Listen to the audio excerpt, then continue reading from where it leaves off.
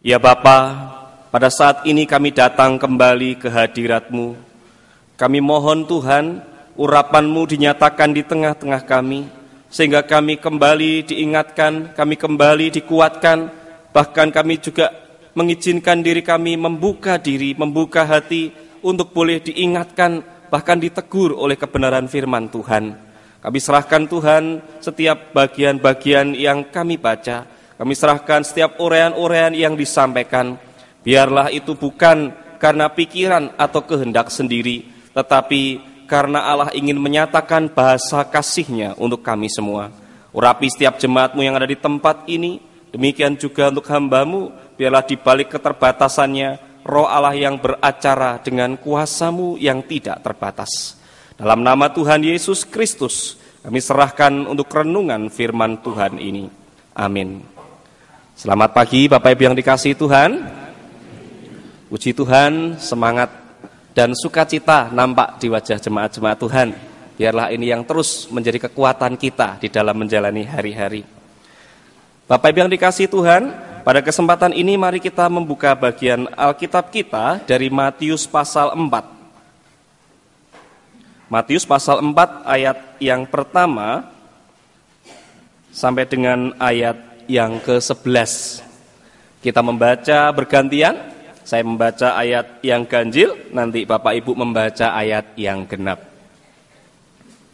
Matius 4 ayat 1 sampai 11. Pencobaan di padang gurun. Maka Yesus dibawa oleh Roh ke padang gurun untuk dicobai iblis.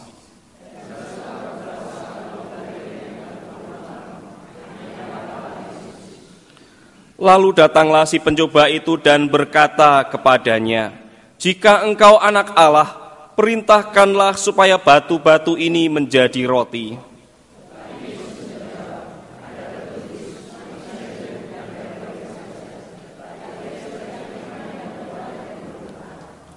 Kemudian iblis membawanya ke kota suci dan menempatkan dia di bubungan bait Allah.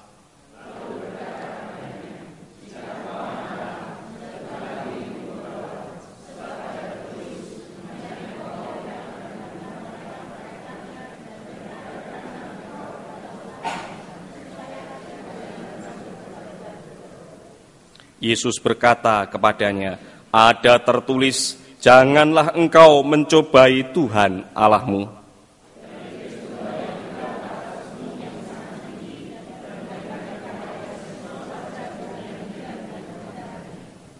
Dan berkata kepadanya, "Semua itu akan kuberikan kepadamu jika engkau sujud menyembah aku."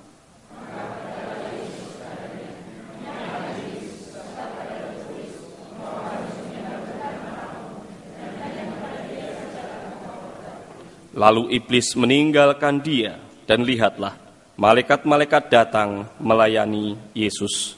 Hosiana.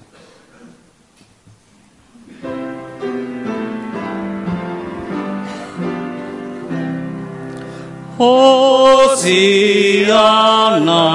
Hosiana,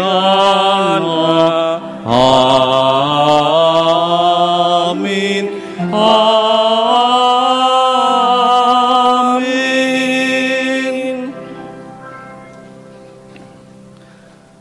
Kemuliaan di dalam pencobaan, itulah tema yang diberikan dan menjadi satu renungan kita bersama dalam kesempatan pagi hari ini. Bapak Ibu yang dikasihi Tuhan, ketika kita melihat kawah yang begitu panas, ketika kita menyaksikan bahwa ada sesuatu yang terjadi di sana, bagaimana api dalam kawah gunung berapi yang sangat dahsyat, dan dikatakan panasnya itu bisa berkali-kali lipat dari panas api biasa. Di dalam cerita pewayangan kita mengenal ada sosok bayi, yaitu bayi Tutuko, anak dari Bima. Anak ini waktu kecil digembleng oleh Batara yang namanya Empu Anggajali.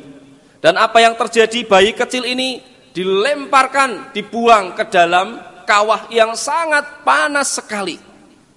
Bapak Ibu, apapun yang masuk ke kawah itu begitu bleng kena air panas, langsung umup.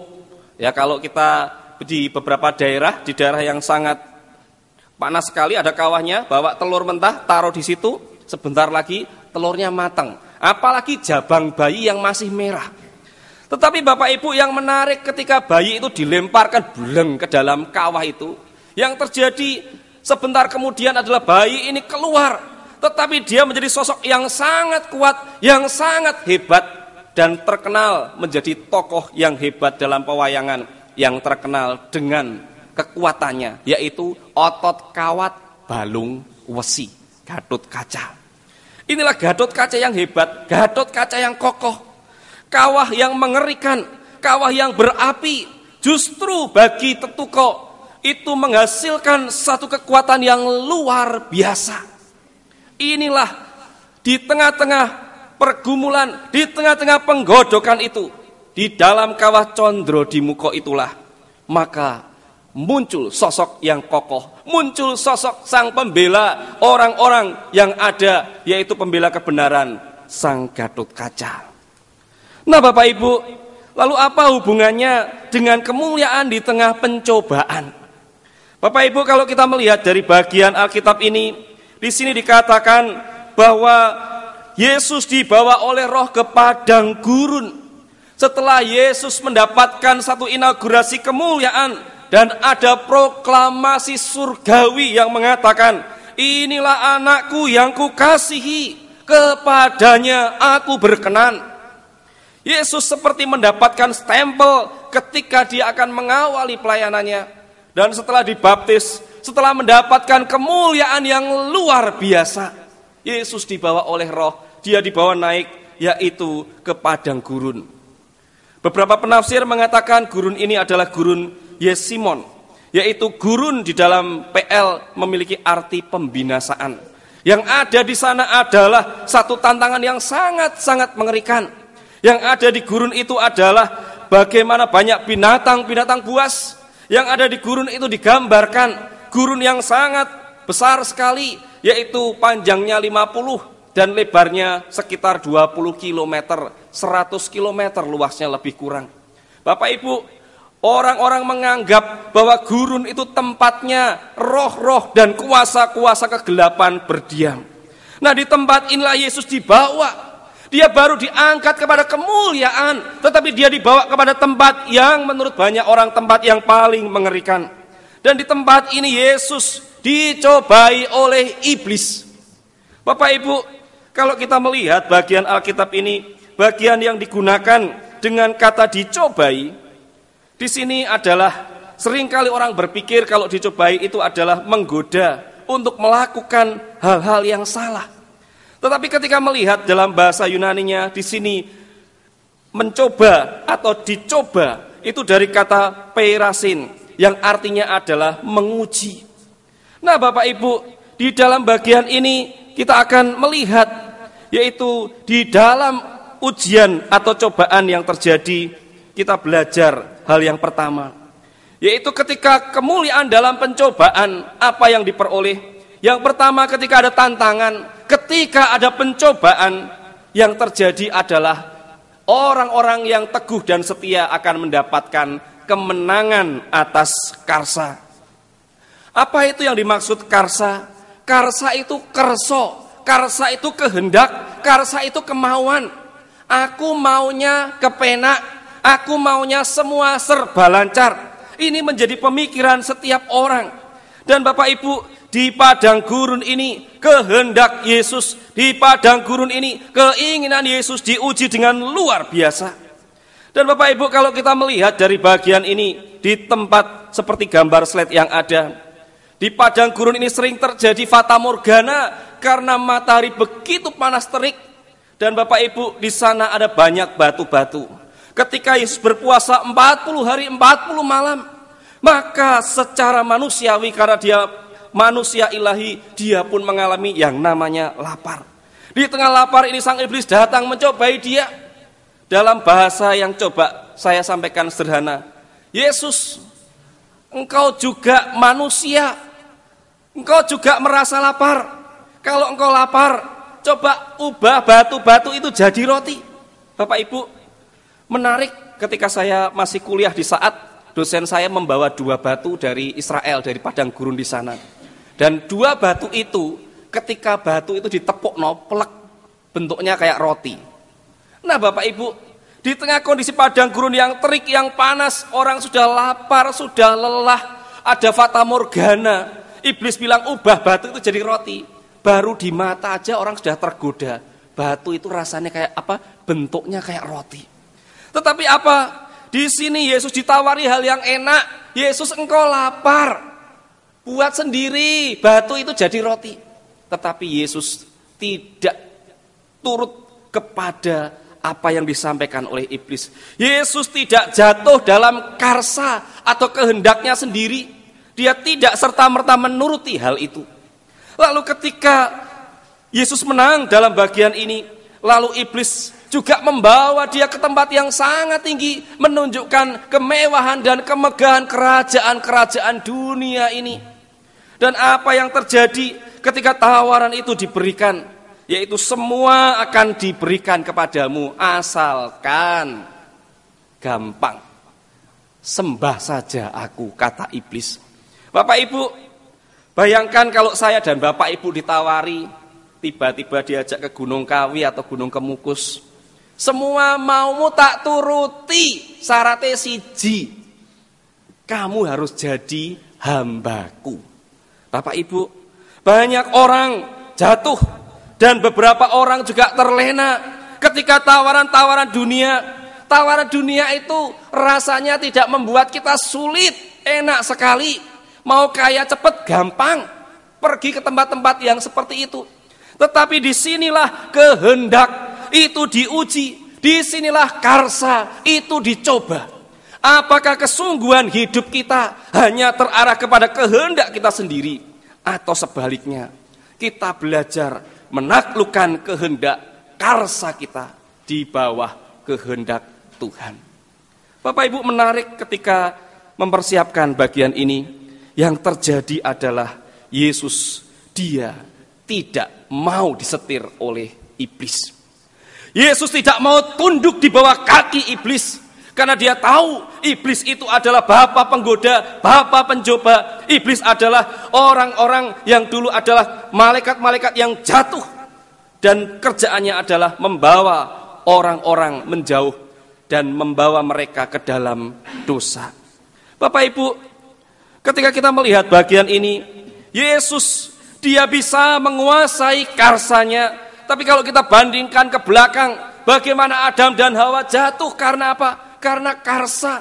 Karena kehendak mereka, keinginan mereka melihat buah yang sangat luar biasa, warnanya merona dan menggoda. Kita juga melihat bagaimana Esau, dia harus kehilangan hak kesulungannya yang sangat luar biasa. Hanya karena apa? Hanya karena godaan sup kacang merah yang mungkin ketika dia pulang dari ladang atau berburu, tiba-tiba aromanya, waduh, maknyes di perut, lagi lapar ada aromanya. Ini yang membuat dia jatuh. Bapak Ibu, penulis kitab Amsal mengatakan, taruhlah sebuah pisau pada lehermu bila besar nafsumu. Nafsu yang besar bisa mematikan diri sendiri. Dan firman Tuhan mengingatkan, daripada engkau mati sia-sia jatuh dalam dosa, hati-hati, ingatkan dirimu, waspada kalau ada sesuatu yang kelihatannya luar biasa, kelihatannya sangat mengenakkan buat kita, menyenangkan kita, tetapi ujung-ujungnya kepada maut. Dan inilah yang disampaikan oleh Petrus, musuhmu itu dia berkeliling, dia mengaum-ngaum mencari mangsa. Dia datang dan dia sangat kenal di mana titik lemahku dan titik lemah kita semua. Bapak Ibu yang dikasihi Tuhan, inilah yang menjadi bagian yang perlu menjadi kekuatan buat kita. Yang kedua, Bapak Ibu, mari kita melihatnya, yaitu ketika kita setia menghadapi tantangan dan pergumulan dan ujian, kita akan memperoleh kemenangan atas kuasa. Bapak Ibu yang dikasihi Tuhan, kuasa seringkali menjadi satu hal yang dikejar. Kalau saat ini sedang ada penggodokan RUU, pemilu yang baru, partai-partai politik sekarang punya ambisi yang sangat besar. Kalau dulu MK mengatakan anggota dari partai politik tidak boleh jadi anggota KPU, tetapi sekarang mereka merancang supaya partai-partai bisa nyemplung jadi anggota KPU, jadi panitianya. Tujuannya apa? Tidak lain tidak bukan adalah kekuasaan diraih dengan lebih gampang lagi. Inilah yang diingatkan melalui bagian ini. Ketika kesulitan datang seperti Yesus sedang diuji, apa yang terjadi? Yesus juga dibawa ke atas bubungan bait Allah, ke atas puncak yang paling tinggi. Dan Bapak Ibu melihat bagian ini saya heran. Iblis membawa Yesus ke atas bubungan, ke atas tempat yang paling tinggi di rumah Tuhan, tempat sentralnya ibadah. Iblis tidak hanya ada di tempat-tempat yang jauh, ternyata iblis ada di tempat ibadah. Saya tidak habis pikir, iblis di atas tempat ibadah. Bapak Ibu yang dikasihi Tuhan, ini juga menjadi tantangan buat saya dan kita semua di tempat ini, mengingatkan, hati-hati, itu lawanmu berkeliling. Jangan-jangan ketika kita sedang ibadah, hati kita tidak kudus. Ketika kita sedang ibadah, pikiran kita membenci orang. Ketika kita sedang ibadah, pikiran kita berusaha melayang-layang kemana dengan diisi hal-hal yang sangat buruk dan jahat. Bahkan kelihatannya ketika kita diibadah seperti malaikat pembawa damai, ketika keluar ternyata kita adalah malaikat pencabut nyawa. Iblis bergerak dengan luar biasa. Iblis berjalan mengaum-ngaum, dia kemana-mana mencari mangsanya, dan dia paling tahu di mana titik lemahku dan titik lemah kita. Berjaga-jagalah dan waspadalah. Bapak Ibu yang dikasihi Tuhan, di tempat hubungan yang tinggi itu, atau seperti balkon yang paling tinggi, dan balkon itu menghadap ke satu lembah yang namanya lembah Kidron, yang tingginya lebih kurang 450 kaki. Dan kalau ada orang yang berdiri di atas balkon bait Allah yang paling tinggi itu, dia melihat ke bawah, orang biasanya puyeng-puyeng dan dia bisa jatuh. Inilah yang terjadi di tempat seperti ini. Yesus ditantang oleh iblis. Yesus ditantang, kalau engkau benar anak Allah, ayo lompat dari puncak itu. Keluar dari sini, lompatlah, buktikan dirimu. Karena firman Tuhan katakan ada malaikat yang akan menatang, menggotong engkau sehingga engkau tidak jatuh. Bapak Ibu yang dikasihi Tuhan, kuasa itu dimiliki Yesus. Bukankah proklamasi sudah dikatakan, inilah anakku yang kukasihi, kepadanya aku berkenan. Kuasa di surga dan di bumi diberikan kepada Yesus. Tetapi apakah Yesus menanggapi apa yang menjadi maunya iblis sang penggoda dan penipu ini? Bapak Ibu, yang dikatakan iblis ini bukan kata-kata rekayasa, tetapi dia mengambilnya dari firman Tuhan. Bapak Ibu, inilah hal yang disampaikan. Dan kita melihat Yesus mengatakan, janganlah kamu mencobai Tuhan Allahmu. Inilah yang terjadi. Dan dalam bagian ini, Yesus pun menang dari cobaan. Bapak Ibu yang dikasihi Tuhan, ada ungkapan air beriak tanda tak dalam, dan air yang tenang bisa menghanyutkan.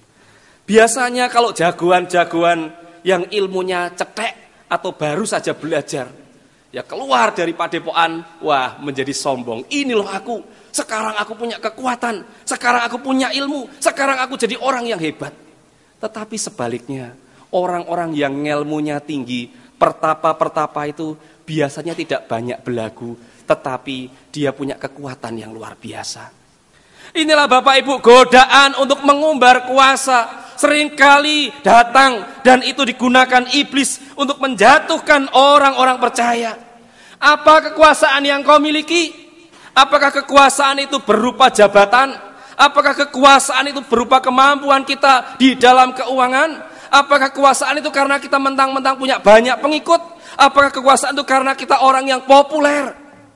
Kalau kekuasaan tidak diarahkan dengan tempat dan untuk kegunaan yang benar, maka kekuasaan itu bisa mematikan bukan hanya orang lain, tetapi diri kita sendiri. Bapak yang dikasihi Tuhan, apa susahnya sih Yesus melompat dari balkon bait Allah? Firman Tuhan katakan ada malaikat yang nanti akan menatang, ada malaikat yang akan membantu, tetapi Yesus tidak melakukannya. Kenapa? Tidak ada gunanya pamer ngelmu. Tidak ada gunanya mengumbar kelebihan kalau itu tidak berdampak kepada membangun kehidupan yang lebih baik bagi diri kita dan bagi orang lain. Yesus tidak mau terjebak dan melakukan itu. Bapak Ibu dikasihi Tuhan, ini adalah seorang penyanyi dangdut ya, namanya Irma Bule. Satu kali ketika dia nyanyi dangdut di kampung ya, dangdut keliling gitu, ada tanggapan, entah ada orang pesta pernikahan atau apa, dia pakai ular. Ya, ularnya ditaruh di leher, dibiarin ular itu joget-joget ya. Sambil dia nyanyi, joget. Tiba-tiba ular ini mematuk kakinya. Prak, dia digigit. Wah, dia digigit kesakitan, kaget. Tetapi apa yang terjadi? Wah, dia merasa aku ini penyanyi, penari ular. Nyanyi sambil joget terus, nari sambil nyanyi terus. Terus ditahan-tahan. Tiba-tiba berapa saat kemudian ketika dia masih terus nyanyi, tiba-tiba brak, dia jatuh. Dan ketika akan dibawa ke rumah sakit, baru keluar dari tempat pesta sebentar itu, dia akhirnya menghembuskan nafas yang terakhir. Kesombongan menggunakan kuasa. Kesombongan merasa diriku paling hebat, aku paling kuat, merasa diriku paling berpengaruh. Itu yang menjadi dosa yang paling berbahaya yang bisa menjatuhkan umat yang Tuhan miliki. Inilah yang terjadi, dan untuk itu apalagi atas tawaran iblis, Yesus mengatakan, iblis no way. Kalau semua itu hanyalah demi dan karena iblis, disetir oleh iblis, katakan tidak. Karena semua yang berasal dari iblis, ujung-ujungnya saya dan Bapak Ibu harus mau jadi budaknya hingga kepada akhir zaman, dan kita pun ikut dalam penghukumannya, yaitu dalam perapian yang kekal. Bapak yang dikasihi Tuhan, ada satu hal yang ketiga yang akan menjadi kekuatan kita dalam melewati tantangan dan pencobaan, yaitu kemenangan dengan sabda. Bapak Ibu, pedang yang ada di depan ini adalah namanya pedang Maringu. Pedang yang dipakai oleh Napoleon ketika waktu itu zaman peperangan. Dan orang-orang mengatakan bahwa Napoleon dia bisa menguasai dunia karena dia punya kemampuan dan punya senjata yang hebat. Dan orang-orang melihat bahwa dia punya pedang Maringo yang sangat luar biasa.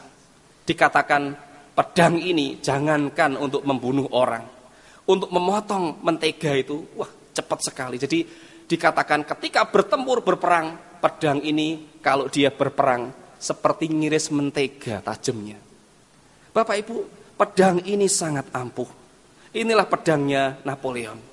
Kalau Napoleon punya pedang yang sangat ampuh, yang begitu tajam, bisa mengalahkan musuh-musuhnya. Ini kita juga memiliki pedang yang sangat luar biasa, yaitu pedang roh. Nah Bapak Ibu yang dikasihi Tuhan, inilah yang menjadi kemenangan orang-orang percaya sebagaimana Yesus yang sudah mengalaminya. Ketika kita melihat bagian ini, bagaimana iblis mencoba Yesus, bagaimana iblis ingin Yesus jatuh, bagaimana Yesus gagal dalam pelayanannya, dan sehingga Yesus tidak bisa menebus dosa umat manusia. Tetapi dalam cobaan-cobaan yang menggunakan ayat-ayat Alkitab yang dipelintir, yang digunakan untuk kepentingan sang iblis, apa yang terjadi? Yesus tidak menghadapi dengan karsa kehendaknya sendiri. Yesus menghadapi tidak dengan kekuasaannya sendiri, aku hebat, aku anak Allah. Tetapi dia menggunakan sabda, firman Tuhan.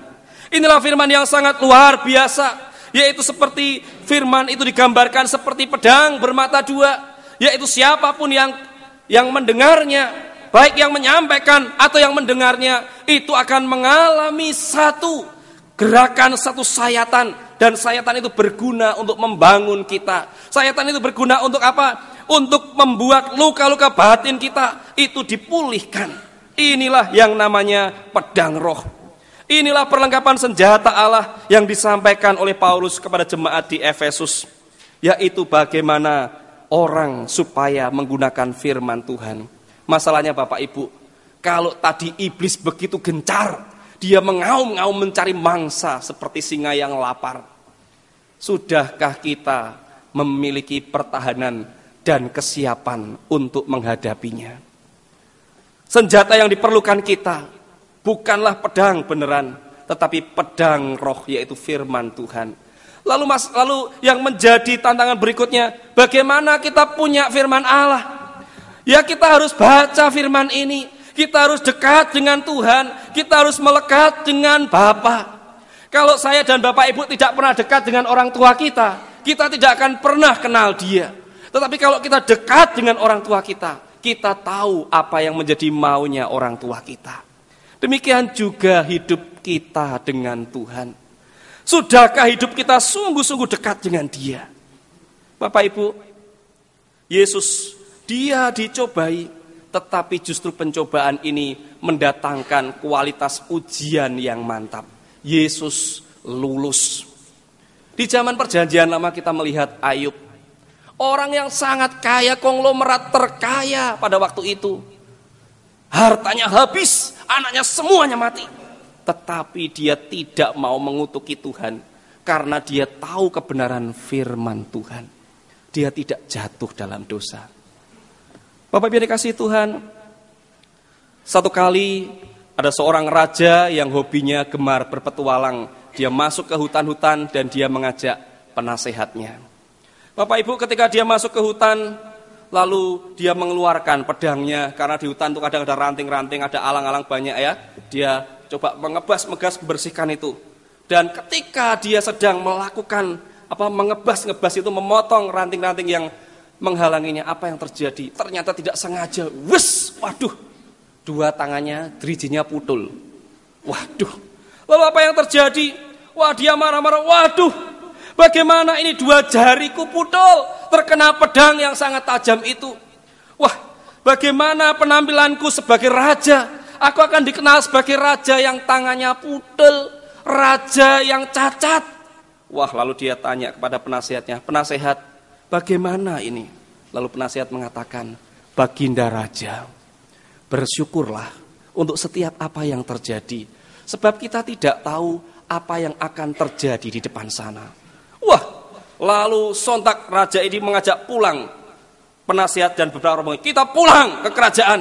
Dan setelah sampai di kerajaan, penjarakan penasehat yang tidak bijak itu. Lalu singkat kata, setelah lukanya sembuh, karena dia ini suka berburu, kembali dia berburu, masuk ke hutan dalam petualangannya. Dan dia masuk makin dalam ke hutan, tapi apes. Di situ ada orang-orang suku pedalaman yang sangat asing sekali, yang sangat primitif sekali. Rombongan raja ini ditangkap. Dan dia tahu dari penampilannya, raja, wah ini berarti orang pentingnya. Raja itu ditangkap. Dan mereka sudah menyiapkan satu pesta, yaitu sesembahan untuk dewa-dewa. Dan harus ada orang yang dibunuh, dikorbankan. Raja itu sudah diikat. Dan sejenak sebelum upacara pembantaian raja itu untuk diberikan kepada dewa, lalu orang suku ini memeriksa kondisi sang raja. Dicek sekali lagi, benarkah ini kualitasnya bagus. Dicek dari rambut sampai ke dada, wah bidangnya bagus. Tetapi tangannya, setelah dilihat, jarine putul dua. Dewa enggak mau kalau putul dua, enggak payu. Enggak payu, dewa enggak mau. Ini jarinya protol dua, ini wah cacat. Enggak perlu. Bapak Ibu, lalu akhirnya saat itu orang-orang suku ini melihat orang kedua. Karena raja tadi sudah memecat penasihat, dia ngambil penasihat yang baru. Penasihat ini kerjaannya membohongi sang raja. Tidak apa-apa sang raja, ayo penasihat yang lama itu biarkan dia kalau perlu dibunuh. Raja, ayo raja sekarang, raja hidupi saja sesuai sak maunya raja. Kalau mau menghabisi itu orang-orang yang selama ini melukai hati raja, singkirkan mereka. Setelah dicek penasihat raja yang jahat ini, ternyata postur badannya semuanya bagus. Dan singkat cerita dia diikat dan dia dijadikan persembahan untuk dewa-dewa di suku primitif. Bapak Ibu, siapa yang mau jarinya protol? Siapa yang mau mengalami tantangan? Siapa yang mau mengalami ujian? Siapa yang mau berdarah-darah mengalami kesulitan? Dan siapa yang akan mengatakan sukacita? Oh Tuhan, aku bersukacita, jariku protol dua. Ada? Tidak ada.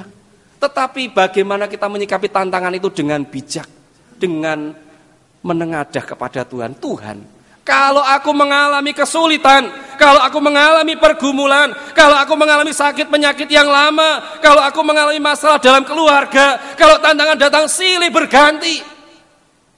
Ingat, di depan kita tidak tahu apa yang terjadi. Setelah penasihat itu ditangkap dan dikorbankan, lalu raja pulang ke kerajaan. Dia membebaskan penasihat yang lama. Penasihat, benar katamu, engkau penasihat yang bijak. Kalau aku mensyukuri ini, ternyata justru karena tanganku terpotong oleh pedang, aku selamat. Lalu apa yang terjadi? Penasihat juga mengatakan yang sama. Raja, saya juga bersyukur kepada Tuhan. Kalau saya tidak dimasukkan ke penjara, badanku tuh semua, apa yang terjadi? Dia yang akan dikorbankan. Bapak Ibu yang dikasihi Tuhan, mari kita memandang kesulitan, tantangan, dan yang sesuatu yang membuat kita serasa menyayat dan menyakitkan itu sebagai sesuatu bentuk ujian Tuhan untuk membuat kita makin kuat, membuat kita makin kokoh dan mampu melewati tantangan hidup. Satu kali cerita penutup lagi. Satu kali seorang anak protes kepada ayahnya, "Pak, kenapa sih aku selalu mengalami kesulitan? Hidupku biasa-biasa dan temanku hidup dalam kondisi yang sangat mewah, bergelimangan harta. Inilah kondisiku, aku termiskin di dunia." Nah, ceritanya seperti itu. Ketika ayahnya sedang di dapur, dia memanggil anaknya, "Sini nak." Lalu dia masak air, direbus. Dan ketika air itu sudah mendidih sangat panasnya, lalu apa? Orang tuanya mengambil wortel dan dia kasih tahu kepada, "Pegang anakku," dipegang wortelnya, taruh ke dalam air itu. Wortel yang keras itu dimasukkan ke air dan lama-kelamaan apa yang terjadi? Wortel itu menjadi lembek. Lalu ayahnya mengambil telur. "Anakku, peganglah telur ini. Peganglah." Lalu apa yang terjadi? Telur itu yang kelihatannya ketika digoyang-goyang itu ada isinya yang sangat berbahaya, rentan sekali, rentan pecah. Masukkan ke air itu, air yang mendidih. Setelah dimasukkan dan dikeluarkan, lalu ayahnya mengatakan, "Pegang telur itu." Apa yang terjadi? Telur itu menjadi lebih kokoh dan lebih kuat. Bapak Ibu, airnya sama, panasnya sama, tetapi benda yang keras ketika menghadapi tantangan, ketika tidak tahan, yang terjadi justru makin lembek. Tetapi telur yang rentan, kalau jatuh sedikit, biar hancur. Ketika ditaruh di tempat yang panas, di dalam pergumulan yang tidak mudah, justru itu mendatangkan kekuatan dan kemuliaan. Tantangan bisa datang kepadaku dan Bapak Ibu sekalian, cuman bagaimana cara kita menghadapinya. Panasnya sama. Apakah saya menjadi pribadi yang ketika tantangan cobaan datang lembek seperti kerupuk, atau sebaliknya bermental baja, atau seperti telur justru semakin kuat? Cobaan itu seperti kawah condro di muka yang membangun hidup kita. Dan mari kita menghadapinya bukan dengan kekuatan sendiri, tetapi dengan pertolongan Tuhan. Karena kalau kita setia dan tetap melekat dekat dengan Tuhan, asal bersama Yesus apapun yang terjadi, kita bisa lewati. Karena ada kemenangan atas karsa. Kalahkan kehendak sendiri. Ada kemenangan atas kuasa. Jangan kita menggunakan kuasa dengan sembarangan, tetapi gunakan sabda firman Tuhan. Biarlah Tuhan memampukan saya dan kita semua melewati tantangan dengan pertolongan Tuhan. Tuhan memberkati.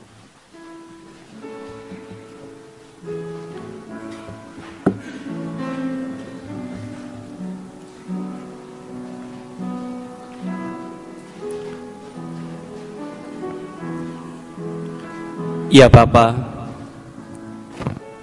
dalam kehidupan kami, kadang-kadang kami tidak paham kenapa kami harus menghadapi kesulitan, kenapa kami harus melewati lembah pergumulan, dan tak jarang tetesan air mata dan darah harus kami tumpahkan. Terkadang kami tidak paham mengapa justru sakit penyakit yang terjadi. Terkadang kami tidak mengerti kenapa orang-orang yang kami kasihi pergi dipanggil Tuhan dengan begitu cepatnya. Ya Bapa, Kadang-kadang ini menjadi satu kondisi yang tidak mudah buat kami. Kami daging yang lemah ya Bapa. Kami mohon kekuatan daripada Engkau ya Tuhan. Jangan biarkan kami Tuhan mengumbar kehendak atau karsa kami sendiri. Jangan biarkan kami mengumbar kemampuan atau kuasa kami. Karena justru melalui ruang-ruang inilah iblis itu berusaha menjatuhkan umat yang Tuhan percayakan. Ya Bapa, mampukanlah setiap kami di tempat ini, apapun yang terjadi, pergumulan apapun yang datang, ajar kami belajar menghadapinya dengan datang dan mohon kekuatan daripada Tuhan. Karena Tuhan akan membentuk kami lebih lagi dan mengangkat kami ke tingkat yang lebih tinggi dalam pengalaman iman dan berkat-berkat. Dalam nama Tuhan Yesus kami percayakan